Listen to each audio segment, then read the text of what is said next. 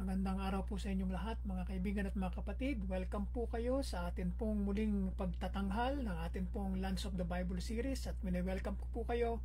Magandang gabi po dyan sa Pilipinas at magandang araw, magandang umaga po dito naman sa Toronto. Kayo po ay welcome ko sa panibago po nating series sa Lands of the Bible. Ipapagpatuloy po natin ang atin pong karugtong ng ating series na central part po ng Israel. Natapos natin po ang northern part ng Israel, yung pong mga nakaraang mga buwan, at ngayon po ay dadako na tayo sa kalagitnaang bahagi ng Israel. So ngayon po ay day 389 at welcome po kayo sa ating pong panibagong series at welcome po lahat ang sino po man po sa ating pong pagtatanghal na ito. So sa ating pong pasimula ay titignan natin ang ilan sa mga materyales natin at bibigyan natin ng pansin ang ilan sa mga mahalagang bagay na ating matutunghayan sa pag-aaral na ito. So sa ating pasimula, bago po tayo magsimula, tayo po manalangin muna sa Panginoon at mamingi ng patnubay sa kanyang kaalaman at karunungan ay pagkakaloob sa atin. Panginoon Diyos, maraming salamat sa oras na ito at kami po yung pinatubayan at tiningatan sa lahat ng panahon ng aming buhay. Pagpalain mo Panginoon ang bawat isa sa amin makikinig at kami po ay pagpalain mo Panginoon sa oras na ito at kami po ay gabayan at pagkalooban ng karunungan at kaalaman na nanggagaling sa iyo Panginoon. At ang nawa ang mga mapapakinggan namin ay maging karagdagan ng aming kaalaman sa aming buhay bilang yung mga anak at bilang mga Kristiyano sa mundong ito. Pagpalain mo po ang bawat isa sa amin sa pangalan ni Jesus, ito pang sa amin sa amang dalangin. Amen. So ngayon mga kapatid ay dadaling ko kayo sa lugar ng Tel Aviv. So ngayon ang Tel Aviv ay nasa kalagitnaan ng tinatawag na Central Israel, no, sa panahon natin ngayon. So makikita natin 'yan dito sa ating bandang kaliwa, no, sa ating mapa. Ay makita ninyo yung pulang guhit dito ay makikita ninyo yung Tel Aviv Yapo, no? At sa bandang kanan naman makikita ninyo yung tinatawag na Jaffa kasi ang Tel Aviv ay ito ay pinagsanib na dalawang lugar na naging isa na. So makikita natin dito na yung central at saka yung north sa taas at ito ay nasa tabi ng Mediterranean Sea. So yan ang Tel Aviv na makikita natin sa panahon natin ngayon.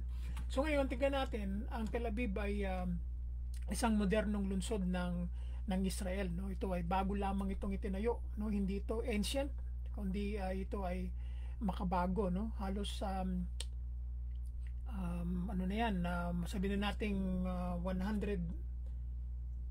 sabihin natin 120 sabihin natin almost 130 years na itong na-establish. So ito nakikita nating larawan sa bandang kanan. Ito ay ito yung tatawag na Old Jaffa, no? Ito yung lugar kung saan sinasabi sa Bagong Tipan sa Book of Acts na ito yung lugar kung saan si Apostle Peter ay nag-stay, no, sa bahay ni Simon, no, the Tanner, no, sa harapan ng Mediterranean Sea, no. So ito ay isang modernong lungsod, no, na binanggit bilang Jaffa o Joppa, no. Isa siya moderno at hindi siya binanggit sa banal na kasulatan bilang isang lugar kung hindi bago ang lugar na ito. Moderno. Ito ay sinaunang daungan lungsod ng Joppa noong panahon nila propeta Jonah, no, nila Apostle Peter, no, na bahagi ngayon ng Tel Aviv, no, at madalas na tinutukoy bilang bahagi ng Tel Aviv Jaffa kung tawagin. So ang Tel Aviv mismo ay tinatag noong 1909, no, isang modernong suburb ng Jaffa. So makatuwid habang ang pangalang Tel Aviv ay hindi matatagpuan sa Biblia, ang lungsod o ang lokasyon ng lungsod ng Tel Aviv at ang kasaysayan nito ay konektado sa mga narrative ng salaysay ng Biblia sa pamamagitan ng presensya ng Jaffa o ng Joppa, no? So maraming mga ginawang miracles dito si Apostle Peter nung siya ay nandirito. Ngayon titingnan natin kung ano ang Tel Aviv sa banal na kasulatan. So titingnan ko muna kung meron tayong message dito. Okay, so wala naman. So ang Tel Aviv sa banal na kasulatan, habang ang modernong lungsod ng Tel Aviv ay hindi binabanggit sa Biblia, ay ang sinuunang lungsod ng Jaffa, kilala rin ito bilang Joppa, na bahagi na ngayon ng Tel Aviv, ay binanggit na maraming beses, no? Ang lugar ng Tel Aviv mismo ay tinatag ng Maglao noong unang bahagi ng ika-20 siglo, no? Karagdagan pa, ang pangalang Tel Aviv ay lumitaw sa Biblia sa aklat ni Ezekiel, no, na propeta. Ngunit tumutukoy ito sa isang pamayanan sa Babylonia, hindi sa Israel, no, kundi hindi sa modernong lungsod ng Israel. So narito ang isang mas detalyadong paliwanag tungkol sa Tel Aviv, no, itong tinatawag na Joppa o Joppa kung tawagin. Sa panahon natin ngayon, tawag ay Jaffa, no? So ang sinaunang daungan ito na lungsod na tatawag na Joppa noong unang panahon, na panahon ni Propeta Jonah, nila Apostol Peter, ay matatagpuan sa timog ng modernong panahong Tel Aviv. Ay binabanggit sa Biblia sa mga aklat ni Joshua, ni Jonah at ang Book of Acts, no?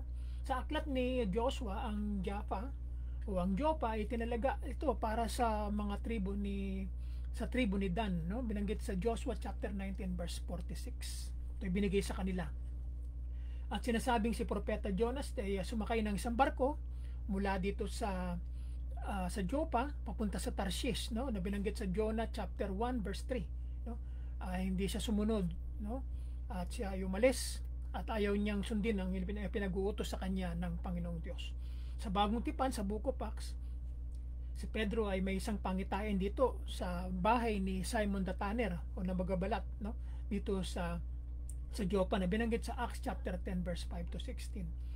So yung mga pinagmulan ng salitang Tel Aviv, ito isang modernong lungsod, ay tinatag noong 1909 bilang isang Jewish na kapitbahayan sa labas ng Jaffa, no? Ayon sa UNPAC, no? Ito ay sabihin natin na malayo, medyo malayo ng konti sa modernong lungsod ng Jaffa, no?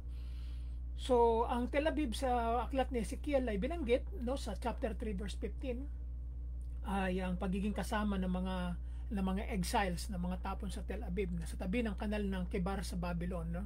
So ito yung pangalan na binanggit sa Book of Ezekiel, no? Ibang lokasyon ito sa modernong lungsod ng Israel. So ngayon ang kahulugan ng Tel Aviv, no, ito ay nangangahulugan ito ng bundok ng spring, no? O ng bukal na angkop para sa isang bagong lungsod na itinayo sa lugar ng isang mas lumang pamayanan, no? So ang pangalan ay pinili upang sumaghisag sa muling pagsilang at pagkapanibago na kumukuha ng inspirasyon mula sa biblical na Tel Aviv sa Babylon, no? So yan ang kwento. So ngayon, ang Tel Aviv ay ganun din, ay tinatanong na maaari na maraming mga tao na ito ba ay pareho sa modernong lungsod at saka ng lumang lungsod ng Joppa. So ngayon, iisang lugar ang Joppa at saka ang Tel Aviv. Pinag-isa na ito sa panahon natin ngayon. Ibig sabihin yan ay united, sabihin nating amalgamated na kung tawagin, ano? So titingnan natin kung meron tayong wala naman tayong message dito. Okay, tingnan natin. Okay. So ngayon titingnan natin na ito ay isang Latinized na pangalan mula sa salitang Griego na ginamit sa Biblia para sa lungsod ng Jaffa, no? Sa Israel, na marinig natin na ang Jaffa ay tinutukoy bilang Yapo kung tawagin yan, no? Yapo o Yapa kung tawagin, no? Ngayon ang Jaffa ay isang pinagsamang munisipalidad, no? Municipality sa Tel Aviv, kaya ang opisyal na pangalan nito ay tinatawag na Tel Aviv Jaffa kung tawagin. So ang ibig sabihin nito sa wikang Arabo ay panahon o tagsibol, no? O ng spring. Ang Abib na buwan ng kalendaryong Hebreo ay nangangahulugan na tagsibol o panahon. Yan ang ibig sabihin ng Abib, no? Kaya sabihin yan ay pag sinabing tel, parang mount yan, no? Mount Abib kung tawagin, ay ang unang buwan ng taon sa Pentateuch na kalaunan ay tinatawag na Nisan sa aklat ni Esther, no? At sa kasunod na kasaysayan pagkatapon hanggang sa kasalukuyan. So yan ang ibig sabihin ng Abib sa wikang Hebreo. So ang tawag naman sa Tel Aviv noong sinaunang panahon ay tinatawag na Ahusat Bayit kung tawagin nila ng mga Hebreo yan. Tinatawag ito sa bilang house estate o homestead, no? Ang pangalan ng asosasyon na nagtatag ng kapitbahayan, no? So nung sumunod na taon, ang pangalan ay binago sa Tel Aviv, no? Pagkatapos ng biblical na pangalan na Tel Aviv ay pinagtibay ni Nahum Sokolow, ano? Yan ang konting kasaysayan na makikita natin tungkol sa Tel Aviv. Ngayon, ano ang spiritual na kahulugan ng Tel Aviv naman? So kapag binabanggit ang pangalan Tel Aviv sa spiritual sense, ito ay sumisimbolo sa pag-asa, no? Hope, no? So kahit na hindi tumutukoy sa parehong lokasyon, ang Tel Aviv ay lumilitaw na sa Biblia, no, na panahon nito sa Babylon, no, nagsabihin niyan na may pag-asa, no, na darating. So matapos marinig ni Propeta Ezekiel ang boses ng Panginoon, ay nagpahinga siya sa Tel Aviv sa tabi ng ilog ng Kebar, no, na noon ay Babylon o sa panahon natin ngayon na Iraq, no. So ang kilalang bundok ng Spring ngayon ay nasa Israel, at ito ay isang mahusay na simbolo ng isang muling isinisilang na pamayanan ng mga Hudyo, no. Ito bago na, no? At bagong pamayanan at advance ang kanilang ang buhay diyan. Bakit napakalaga ng Tel Aviv, no, sa panahon natin ngayon at maging nung panahon na ito ay tinatayo? Ang lugar na ito ay isang makabuluhang lungsod sa buong mundo dahil sa multifaceted na kahalagahan nito bilang isang cultural, economical o economic at technological na hub sa loob ng Israel. Dito sila lahat nagpupunta, no? Kilala ito sa makulay nitong eksena sa sining, sa art, sa sari-saring populasyon, multicultural at mga progresibong halaga, no? Progressive yan, no? Na ginagawa ito bilang isang pangunahing paghatak para sa mga turista, no? Mga tourist at isang pangunahing sentro para sa negosyo at pagbabago, no? Dito sila nagpupunta dahil ito ang pinakasentro ng Israel, no? Modernong syudad ng Israel. So narito ang isang mas detalyadong pagtingin sa kahalagahan ng lungsod na ito. No, una, yung economic at saka technological center, no? So ang Tel Aviv ay nagsisilbing pangunahing pang-ekonomiya at technological na hub ng Israel sa panahon natin ngayon, na umaakit sa dayuhang pamumuhunan at nagpapaunlad ng isang umuunlad na startup ecosystem, no? So yan. So ito isang pandaigdigang high-tech na sentro na may maraming kumpanya ng teknolohiya at mga hakbangin sa pananaliksik at pag-uunlad, no? Pagpapaunlad. Pinatibay ng stock exchange ng lungsod ang papel nito bilang sentro ng pananalapi, no, ng Israel dito sa Tel Aviv. Nakakaranas ito ng boom ng real estate at paglago ng ekonomiya na umaakit ng talento at pamumuhunan. So yan ang tinatawag na economic at saka technological center, no? So dito lamang makikita sa buong mundo ang Tel Aviv lamang ang pinaka-advance sa buong mundo pagdating sa tinatawag na cyber yung sabihin natin yung mga nakakaalam tungkol sa mga hacking, ano, sila yung mga nakakaalam diyan, no, at walang nakakaligtas sa kanila pagdating sa pagtukoy sa mga hackers, no. At ganun din ikalawa ay ito yung kahalagahang cultural nila, no. Ang lugar na ito, ang Tel Aviv, ay isang pangunahing sentro ng kultura na may maraming museo, no, museum, gallery, sinihan at makulay na mga nightlife, no. Yan ang buhay dito. Ipinagmamalaki nito ang kakaibang timpla ng moderno at tradisyonal na architecture kabilang ang tawag na White City, no, isang UNESCO World Heritage Site na kilala sa arkitektura nitong Bahuas, no. So yan ang binasagana ang Tel Aviv ay isang lungsod ng maputing lungsod kung tawagin na White City. So ang lungsod na ito ay may buhay na eksena sa sining, no, kabilang ang street art at kilala sa iba't ibang culinary scenes nito, no, mga iba't ibang klase ng mga pagkain, no, na makikita dito at international, no, at kanilang na-adapt ang kanilang mga kagawian na ito. So ikatlo, yung populasyon at pagkakaiba-iba, diversity nila. So ang Tel Aviv ay ang pinakamataong lungsod sa pinakamalaking metropolitan area ng Israel. So yan ang isa sa mga makikita natin dito, na kilala ito sa magkakaibang populasyon, kabilang ang malaking bilang ng mga sekular na Hudyo, no, at mga Arabong Israeli. So ngayon, ang lungsod na ito ay isa ring sikat na destinasyon para sa mga international na bisita, no. So palaging pinupuntahan yan, ano. Kaya nga nung nakaraan na mga panahon ay ako ay nandiyan, ay inabutan tayo ng ng problema, no, noong tayo ay nandiyan noong May 4, no, dumating ako sa Tel Aviv noong May 3, Sabado ng mag-alas 12 ng gabi yun. Ay kinabukasan doon ako natulog sa airport no, napahinga lang, nahiga na lang ako diyan. At nung kinabukasan mga around nung oras na yon, mga bandang mag-aalas 10 na ng umaga, no, mga 10 AM, ay bigla na lang merong missile na galing sa Yemen na bumagsak sa tabi ng Ben Gurion Airport, no. At niloob naman ng Panginoon na tayo po ay hindi napahamak, no. So kami ay nandoon sa tabi ng airport. So mismo nasa loob kami ng airport nung bumagsak ang missile na galing sa Yemen, no. At awa ng Diyos naman ay hindi naman ito naka-apekto sa mga maraming tao. Bumagsak ito sa isang lugar na walang tao, no? Kaya walang mga namatay. Kaya naman tayo ay nabutan doon, no, nung nagkaroon ng problema.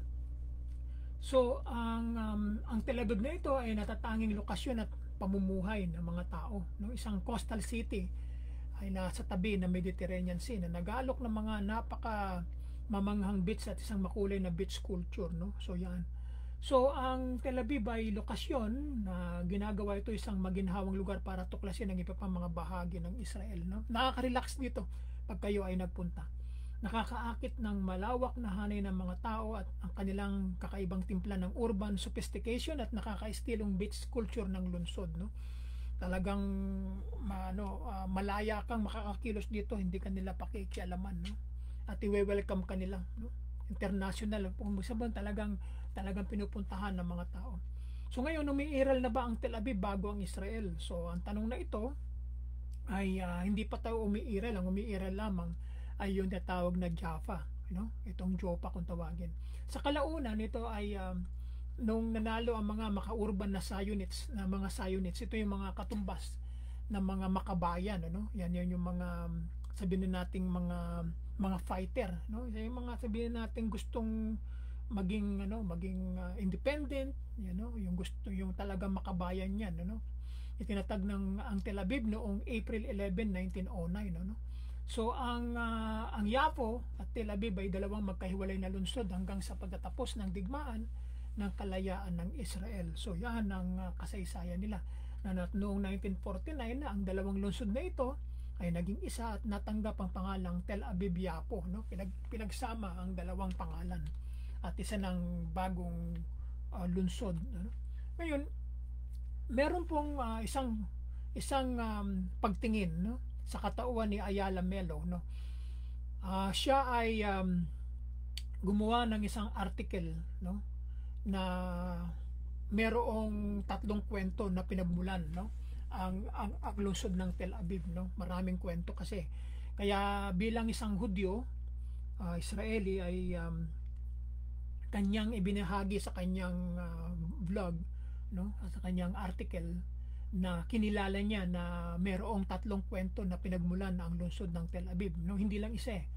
So kinilala niya yung mayamang kasaysayan ng pinakamasiglang lungsod ng Israel. Dito nga itong Tel Aviv, no. Yung ibang mga lungsod katulad ng Jerusalem ay talagang conservative yan, talagang maigpit yan. So ang Tel Aviv ay masayang lungsod at may freedom diyan. Kapag narinig mo ang salitang Tel Aviv, no, ang wika rito, ni maaari mong maisip ka agad ang mga party, yung beach, yung nightlife, at saka mga coffee shops, you know. Ngunit gaano mo talaga kakilala ang makulay na lungsod na ito? So ang White City ng Israel, ito nga sinasabing Tel Aviv ay binabansagang White City, no, ay pinangalanan para sa katotohanan na karamihan sa mga gusali sa lugar ay puti, no? Makikita nyo mamaya kung may pagkakataon pa ay papakita ko sa inyo ang larawan, no, ng Tel Aviv nung ako'y nandiyan. Ay may isang mayamang kasaysayan na higit pa sa mga party, no, sa mga kasayahan. Ngayon, ang winika ni Ayala Melo na ang lungsod na ito ay meron tatlong kwento na pinagmulan, no. Sabi niya, nakatira ako sa Israel, ang sabi niya, na gumawa ng aliyah. Pag sinabing aliyah, siya ay nanumbalik, sabihin bumalik, no. Parang exodus sa modern term ng aliyah ay tinatawag na exodus sa panahon ni Moises mula sa Brazil, sabi niya. Bumalik. parang umahon sila.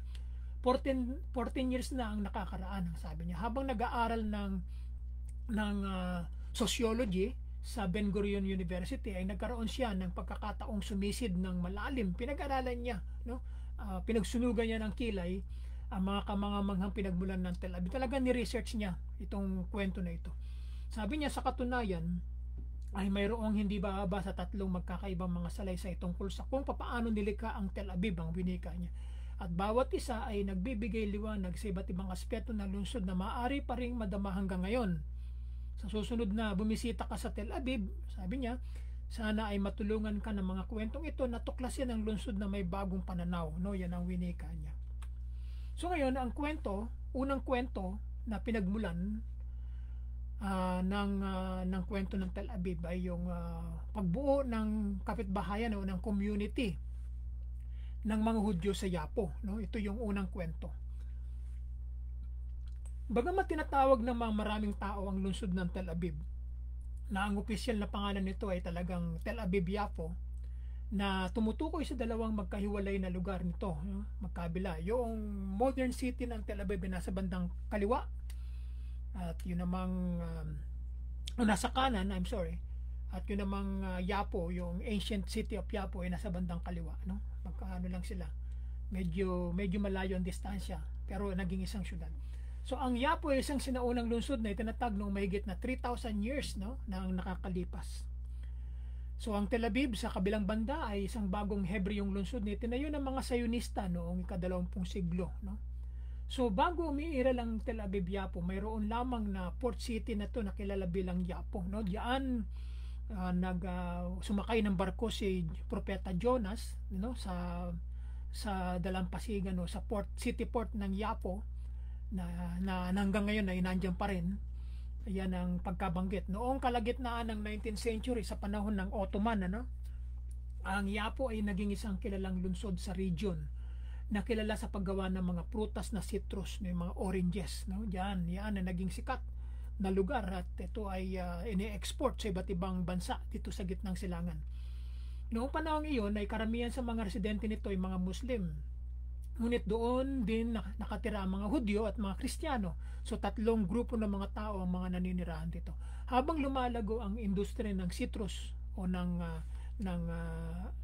oranges, ang lungsod na ito at ang bilang ng mga naninirahan dito ay lumago sa isang nakakahilo na bilis. Talagang mabilis ang paglago nila, no? Nalimika ng kakulangan ng pabahay, no? Nagkaroon ng shortage naman dahil sa lumalago ang kanilang pamayanan, ay nagkakaroon ng problema sa mga tirahan ng mga tao. Sa pagkatapos ng 19th century, no, ang pinakamayayamang mga Hudyo dito sa Yapo, no, ay nakaisip ng solusyon para sa mataas na pangangailangan para sa pabahay, no, at mahihirap na kalagayan na pamumuhay ng lungsod, no, upang magtayo ng mga tirahan ng mga Hudyo sa labas nito. So bumili sila ng lupa sa labas ng mga pader ng Yapo, at tinati ito sa mga lote at ibinenta ang mga ito sa mga Sayonista, no, na pioneer na nandayuan sa Ottoman Palestine noong ikalawang aliyah, no, noong nagkaroon ng massive immigration dito sa Palestine na panahon ng Ottoman Empire. Ang una sa mga kapitbahayan na ito ay natawag na Neve Tzedek, no. Yan ang lugar na unang nagsimula ang pamayanan dito sa Tel Aviv noong 1887. So ngayon, isa ito sa pinakamagagandang lugar dito sa Tel Aviv upang bisitahin, sapagkat na-preserve nila yung lugar sa lungsod dahil sa makikitid na kalye nito, no? Parang nayon sa kapaligiran at cultural na buhay, no? So yan, hanggang ngayon nandiyan pa rin yan. So pagkalipas ng ilang taon, noong 1906, ang idea na ito ay nakakuha ng momentum ng mga Zionist pioneer na si Akiva Weiss ay nagpasimula ng isang project upang bumuo ng isang bago at modernong Hebrew city kasama ang Yapo. So sa kalaunan ay naging Tel Aviv na ito, at si Akiva Weiss ay kilala ngayon bilang unang tagapagtatag ng lungsod, no? Sa una, marami sa mga Zionista na pioneer ang labis na pinuna ang idea, no? Tinutulan nila ang pagtatatag ng isang urban burgess na kapitbahayanan na hindi nakabatay sa mga pagpapahalaga tulad ng gawaing agricultural at saka sosyalismo, no? So ngunit itinulak ito ng ibang mga aktivistang Zionista, no? nangatwiran sila na ang kibbutzim, pag sinabing kibbutzim, ito yung mga pamayanan, no, ng original na pamayanan ng mga nagko-concentrate sa agricultural, sa agriculture, yung sama-samang mga tao, no, at walang mahirap, walang mayaman. Yan ang kibbutzim at moshavim na mga nayon ng Hebreo sa kanayunan, no, yan ang mga tawag nila sa mga community group sa buong lupain ay nangangailangan ng isang lungsod ng Hebreo, no? Isinentralisa nito ang komersyo, no, pinag-isa, no, at ang mga sektor ng industry, at itinuro nila na nagpapahintulot sa mga Hudyo na maging malaya sa ekonomiya sa halip na umasa sa tulong at awa ng mga hindi Hebreo, no? So tumayo sila sa kanilang sariling paa at hindi sila umasa sa kanilang mga kapitbahay na bansa. Sa kalaunan, nanalo ang mga makaurban na Zionist, no, at itinatag nila ang Tel Aviv noong April 11, 1909, no? At ang Yapo at ang Tel Aviv ay dalawang magkahiwalay na lungsod hanggang sa pagtatapos ng digmaan ng kalayaan ng Israel, no? Yan yung kanilang kwento. Noong 1949, ang dalawang lungsod na ito ay naging isa at natanggap nila ang pangalang Tel Aviv Yapo, no? Yan diyan nagsimula ang lugar na ito. So ngayon yung ikalawang pinagmula ng kwento, no? Ito naman ang kanyang na research naman, no? Sabi niya ay merong isang pamilya na may pananaw at nagtayo ng isang lungsod, no? So naman ito naman yung pangalawang kwento niya na meron daw isang pamilya na mga Zionista, no, na nagtayo ng Hebrew City na ito, no? Isang tao sa partikular ang namumukod tangi. Ang kanyang pangalan ay si Aaron Shilosi, no, isang Algerian Jew na dumating sa Israel, no, kasama ang kanyang pamilya noong 1840. So ang paglalakbay ng pamilya ito sa Palestine, no, noong panahon ng Ottoman ay na mahirap at trahedya, no, sa daan patungo sa lupain ng Israel mula sa Hilagang Afrika. Isang malakas na bagyo ang sumabog at ang kanilang barko ay nilamon ng napakaalon na alon, no, na-stranded sila, no, sa dagat ng Mediterranean, no? At malapit sa daungan ng mga Seleucids ay at iba pang mga pamilya ay binaba sakay ng mga bangka patungo sa lupa. So gayon pa man, habang nasa daan, tumagilid ang isa sa kanila at nalunod ang dalawa sa mga kapatid ni Aaron, no, si Joseph at saka si Eliyahu, no, namatay yung kanyang dalawang kapatid. Sa kabila ng pangwasak na pagkawala, no, ang pamilya ni Seleucia ay nagtagumpay na manirahan sa Yapo, no, at makikipagkalakalan, no? So nagtrabaho si Aaron bilang isang money changer at isang panday na ginto, no, at nang maglaw ay nagpakasal kay Sarah Baruch na ang lolo ay ang Mukhtar o pinuno ng Jewish settlement ng Nablus noong panahon iyon. Itong Nablus ay nasa loob yan ng Palestinian state kung tawagin, ano? Yan ay nasa panahon na sa lumang panahon, no, ng panahon nila Abraham, nila Isaac at saka nila Jacob, no? Nasa parte ng north yan itong Nablus, no? Nakalimutan ko yung ancient name nito, no? So napakahusay ng kalagayang pinansyal ng mag-asawa at inilagay nila ang kanilang mga pondo sa pagbili ng lupa upang magtatag ng mga bagong pamayan ng Hudyo na nakapalibot sa Yapo, ano, sa Jaffa. So iniisip ng mga tao na siya ay baliw, no? Yan ang winika. Sinabi ni Tomer Seleucus, apo sa tuhod ni Aharon, no? So, kasi nga ito nga ang kanyang naiisip na darating ang panahon ay magiging isang syudad itong Tel Aviv, no? Kaya ang wika ng mga tao sa kanya ay nababaliw na siya, no? Ay hindi maniwala sa kanya na magkakaroon ng improvement ito. So wala doon ang sabi ng mga tao, sabi buhangin lang ang nandirito, sabing ganoon, no? Kita mo buhangin ang palibot at sasabihin mo magiging syudad ito, no? So ang pangitain ni Aharon ay humantong sa pagtatatag ng Nebuchadnezzar, no, kung saan siya at ang kanyang pamilya ay lumipat noong 1892. So Neve Shalom o Hel Moshe at ang paligid ng Aharon ay kalaunan na tinatawag na Yemeni Vineyard, no? Yan ang naging kadalasang na-develop ng mga panahon yan. Matapos simulan ang proseso ng pagtatayo, no, sinimulan ni Aaron na ibenta ang ilan sa mga lupang binili niya sa iba't ibang mga Hudyo na nagtulak sa kanyang pangarap na lumikha ng isang Jewish na lugar sa paligid ng Yapo. No, unti-unting lumalawak, no, umuunlad ang pamayanan na kanyang itinatag, no? So isang pamilya na may isang pananaw at later on ay naging matagumpay, no? Siya at ang kanyang mga anak na lalaki ay nagtatag din ng isang pabrika, no? At na pinangalan ng Shelushi Brothers, no? Na gumawa ng mga materyales sa pagtatayo para sa mga bagong tatag na kapitbahayan na nasa kalaunan na magiging Tel Aviv, no?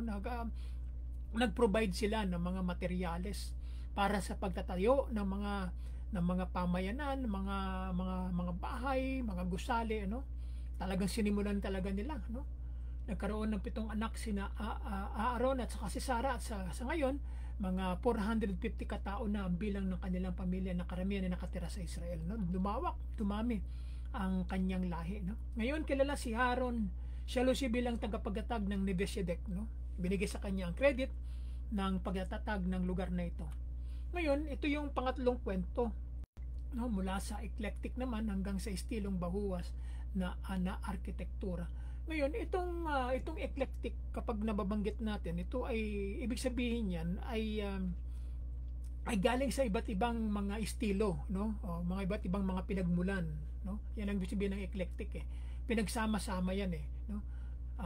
Na ginawa dito sa Tel Aviv, no? Kilala ito bilang binasagang White City dahil sa kasaganahan ng mga gusaling estilong bahuwas, no? Ito yung pag sinabing bahuwas ay tinayo ito sa pagitan ng 1920 at 1940, no? Karamihan sa mga ito ay matatagpuan sa sentro ng lungsod na tinalagang UNESCO World Heritage Sites noong 2003. Pag sinabing bahuwas, ito yung mga style na mga bahay na galing sa Germany, no, sa Europe, no, na kinuwang kahawig, no, kinuwang pattern, no, pag sinabing bahuwas, no, European style, no, na mga bahay. Gayunpaman, bago maging sentro ng arkitektura ng bahuwas, ang mga unang gusali sa Tel Aviv ay tinayo sa isang eclectic na estilo hanggang sa lumipat si Alexander Bauerwald sa lungsod na ito noong 1920s, na nagsimulang magbago ang pangkalahatang aesthetic ng Tel Aviv, no? So narito ang mga pangyayari, no? Matapos maitayo ang bagong kapitbahayan, yung community ng mga Hudyo, at may tatag ang lungsod ng Tel Aviv, ang unang digmaang pandaigdig, no, nung nagsimula noong 1914 hanggang 1917 kung ano nagkakamali, ay nagpahirap sa buhay ng mga Hudyo sa mga kapitbahayan na ito, no? At si Jamal Fahay, isang Ottoman na estadista at sundalo na nakipaglaban sa kilusang Zionista, ay nag-utos na paalisin ang mga Hudyong residente ng Yapo at Tel Aviv mula sa lugar. Bumalik lamang sila sa kanilang mga tahanan pagkatapos matanggap ng British ang kanilang mandato sa lupain ng Israel. Pagkatapos ng unang digmaang pandaigdig noong 1918, no? So noong nagsimulang lumaki ang lungsod na ito, na sa napakabilis na impluwensya ng magkaibang estilo ng arkitektura, no, kabilang ang classical, no, Greek, Roman, Renaissance, tsaka Baroque, no, Far Eastern, yung Art Deco, Near East Spanish Moorish, at ganun din ang Art Nouveau at sinaunang Middle Eastern, no? Yan ang mga dinaanan ng bansang Israel. Ang daluyong ng mga emigrante, yung pagdating ng mga emigrante na nagsimulang dumating sa panahong ito, kilala ito bilang sa ika-4 na aliyah, yung ika-4 na immigration, no, pagdating ng mga Hudyo, ng mga Israeli, ay nagdala ng halo ng arkitektura na ito. Dinala nila kung ano yung mga nakita nila sa kanilang mga pinanggalingan, ng mga eclectic na mga estilo, no? Kumuha sila ng mga ideya sa mga lugar na kanilang mga pinanggalingan kasama nila. Karamihan sa mga emigranteng ito ay mga Hudyo mula sa Poland, na naging pangunahing puwersang pang-ekonomiya ng Yeshub, ng mga residenteng Hudyo sa lupain ng Israel noong 1920s, no? So yan ang tawag sa kanila. So ngayon, mula sa eclectic, no, iba't ibang panahon ay hanggang sa estilong bahuwas na arkitektura, no? Pagkatapos noong kalagitnaan ng 1920s, ang estilo ng bahuwas ay nagsimulang tumagos, no, sa Tel Aviv sa pagating ng German Jewish na arkitekto na pintor na si Alexander Bauerwald, isa sa mga pinakilalang arkitekto sa buong mundo noong panahong iyon, no? Lumipat si Bauerwald sa Israel at dinala ang estilo ng arkitektura ng Aleman. Ang kanyang mga gusali sa bahuwas na may estilong boxy at puting kulay ay naging laganap sa lungsod ng Tel Aviv noong 1930s na kalaunan ay nakuha itong palayaw na White City, no? Yun, ito ang kanyang ginawang article noong April 23 25 2023, no? Ito ang ibinahagi niya sa atin. So ngayon, papakita ko sa inyo yung mga larawan na aking kinuna nung ako'y nasa, ewan ko kung anong floor ako nito sa sa Deborah Hotel, no, sa Jaffa, no. Kinunan ko siya ng larawan. So ngayon papakita ko sa inyo itong sa bintana, no, na nakaharap sa Mediterranean Sea, no. So ito yung binabansagang White City ng Tel Aviv Jaffa, no. Makikita ninyo, no, ang kulay niya parang cream white ang kulay, no. So yan ang makikita natin diyan, no. So ano siya, halos pare-pareho ang kulay, no. Ganyan lang ang kulay. So nung aking kinunan ito, mga pagising ko sa umaga, no, breakfast around 8 o'clock yan, 8 o'clock to 9 o'clock. So kaya maganda yung malinaw yung paligid, no. Medyo may konting panghamog yung Mediterranean Sea, no. So yan ang mga palibot, makita ninyo, no? Walang ibang mga kulay, walang pula, walang blue, kung hindi parang cream white ang kulay niyan, no? Ayan, no? Kung puti at medyo konting cream na color, no? Yan ang kulay, kita ninyo. Kaya kapag kayo nasa malayo, ay makikita ninyo, pag kayo nasa ibang lugar at makikita ninyo ang Tel Aviv, no? Ay kulay puti, no? Parang ano yan, parang kung kayo ay nasa parte ng Sea of Galilee, ay nasa parte kayo ng eastern, no, ng eastern part ng nasa parte kayo ng Kursi, ng Magdala, ng Corazin, no, Betsaida. Matitingin kayo sa parte ng Capernaum at saka ng Tiberias. So makikita nyo kaagad yung puting mga buildings, no, puting community. Ayun ay pag nakita nyo yun, ay yung Tiberias yun, you know, yan ang pinaka modern city ng Tiberias, katulad ng Tel Aviv. Makikita ninyo puting-puti at talagang ma-identified kaagad ninyo na yun yung Tiberias. Hindi na kayo malilito pag nakita ninyo yung mga puting mga buildings na yon, mga pamayanan, no, katulad ng Tel Aviv. Pareho sila, White City kung tawagin.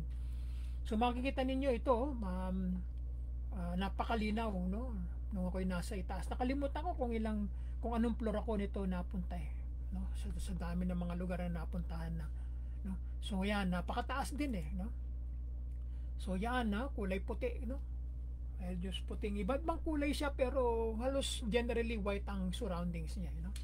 So yan ang mga kulay na makikita ninyo sa mga buildings na ito.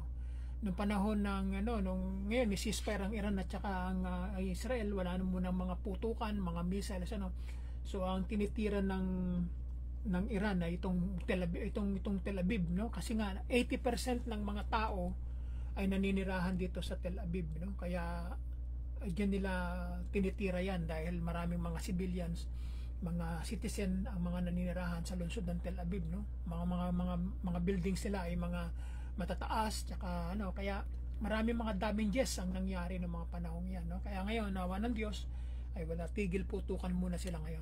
So ngayon ang makikita ninyo, no. So ito yung kadalasan sa kanila ay gumagamit ng mga solar energy na, no. Karamihan sa kanila para hindi na sila nagbabayad ng monthly, no, sa energy, sa kuryente, no. So ayan, yan ang kanilang pinagkukunan ng mga energy, no. So yan, halos kita ninyo, halos gumagamit sila lahat ng mga solar, mga solar panel nila. So yan, tabi sila ng beach, no, ng Mediterranean Sea, at makikita ninyo na halos ang bubungan nila ay hindi katulad ng bubungan na makikita natin sa Pilipinas, no. Talagang makikita niyo yung flat ang taas, at pwede nilang gawing extra space, no. Parang nung panahon nila Apostle Peter dito sa Jaffa ay flat din, taas, parang katulad nito, pareho ng idea. So yan ang makikita ninyo, no. Doon sila parang sa terrace nila, no, pwede sila mag-stay diyan pag panahon na maganda ang klima, no. So yan ang palibot, no. na binansagang White City, no? Yan. So yan ang idea mga kapatid at mga kaibigan, no? Makikita ninyo ang larawan na binasagang White City ng Tel Aviv, no? So yan lamang po mga kapatid na pinapakita ko lamang sa inyo para magkaroon kayo ng idea na ito ang modern day Tel Aviv, no? Sa Jaffa area, no? Hindi pa ito sa downtown pa, no? Sa tabi, kasi ang Jaffa ay tabi ng Mediterranean Sea at yung modern Tel Aviv City ay na malayo dito sa Mediterranean Sea, na sa parte ng kanan, no? At itong Jaffa ay nasa bandang kaliwa, no? Kaya ang mga tao pag summertime ay nagpupunta sila rito sa Jaffa, no? Sa Jaffa dito sila nag-spend ng weekend kasi nga tabi ng Mediterranean Sea, no? So yan ang mga palibot na makikita natin, ano? Mga puting gusali, no? Halos ganyan lamang, wala na, hindi na nila pinahintulutan ng mga iba-ibang mga kulay, kundi yan lamang ang makikita natin, ano? So yan, makikita ninyo mga kapatid, ano? Yan ang mga bahay na makikita ninyo dito sa Jaffa area, no? Yan. Marami akong mga larawan dito, no? Nung ako'y nagpunta diyan. Ito ang mga larawang nakikita ninyo ay 2018 pa ito, ha. Hindi pa ito itong latest na 2025 kasi nung ako'y nagpunta diyan nung May 4 hanggang May 25, 3 weeks lang ako diyan. Ay hindi na ako nagpunta rito sa Tel Aviv kasi nagpunta na ako dito, no? Kaya hindi na ako pumunta kasi nakita ko na yan. Ang mga pinuntahan ko na lamang ay yung mga lugar na hindi ko napuntahan, kaya hindi na ako bumalik dito kasi galing na ako dyan, no? Kaya pinapakita ko na lamang sa inyo itong mga larawan na kinunan ko noong 2018, no? At buhay na buhay pa ang mga alaala na ito, kaya napakaganda na kumuha ng mga larawan para pagdating ng panahon ay makababalik ka sa alaala na yung nakita, no? Kasi kung hindi ko to kinuha ng larawan, hindi ko na ito maaalala, makakalimutan ko na ito, no? Kaya ito ang makikita natin sa panahon natin ngayon, no? Maaring may mga ilang pang mga gusali ang mga itinayo, pero yan din, no? Walang pagbabago. Wala akong nabalitaan na ito ay tinamaan ng missiles noong panahon ng digmaan, no? Ng Iran at saka ng Israel, no? Mga tinamaan lamang yung parte ng downtown, ano? Pero ito parte ito sa Jaffa ay wala akong nababalitaan na tinamaan ito, no? At ngayon medyo blurry na, no? Ayaw na. So mga kapatid, dito ko na muna hihinto, no? At ayaw nang ipakita sa atin itong ayun na, parang limitaw na uli. So medyo mahina itong catch up ng ating internet, eh. So yan ang ilan sa mga makikita natin na mga larawan dito. Marami, eh, no? Marami tayong makinunan na larawan dito, no? At ayan. So ayan, so dyan po mga kaibigan ng mga kapatid, no? Dyan natin po tinatapos, no? Itong ating mga larawan na binahagi. At marami ito, eh. Kung papakita ko sa inyo lahat, no? Marami yan. Kaya yan na lamang ang may babahagi ko sa lahat na idea. Nung ako'y nasa itaas pa yan, yan ang makikita natin dyan, no? Yan. Ito yung hotel na aking weekend nung Huwebes, Biyernes, no? At saka Sabado, no? Tatlong gabi ako nag-stay dito sa Deborah Hotel, no? Sa parte ng Jaffa, no? Ben Yehuda Street, no? Yan ang lugar na yan. Mabuti na lamang kung wala itong larawan na ito ay nakakalimutan ko na. Ito yung kanilang shopping mall dito, no? Sa Jaffa, no? Talagang advance ang kanilang rito, eh, no? Halos nandiyan na lahat ang kanilang mga pangangailangan, ano? Advance, eh. No, yan ang loob ng kanilang mall. Merong McDonald's, no? Kumpleto sila, eh, no? Yan ang mga naalala ko, no, na kinuna natin ng mga larawan, no. So yan ang kanilang mall, no. At sa loob, no ko'y nag-ikot-ikot diyan, no. Yan ang makikita ninyo sa loob. Yan. Malinis naman ang mga lugar diyan sa loob, no. Makikita ninyo. So may katulad yan dito sa Canada at Amerika, kung ano yung mga produkto nila, meron din sila Aldo, so kumpleto, bilihan ng mga gamit, mga bag, McDonald nila, so kosher yan, at ang kanilang mga kinakain dyan. So mga kapatid, yan na lamang, dyan na lang tayo humihinto, at na marami to kung ipapakita ko sa inyo lahat ng mga larawan, so sa mga susunod nating mga series natin ay saka ko ibabahagi pa sa inyo yung mga iba pang mga lugar na aking mga nakita, so ngayon ito lang muna ang aking babahagi sa inyo, Tel Aviv muna, at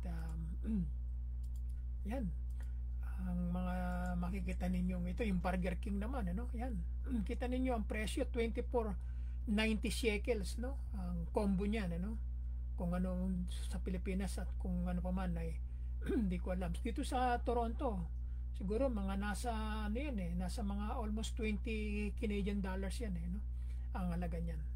So ngayon mga kapatid, dito na lang muna natin hinihinto itong ating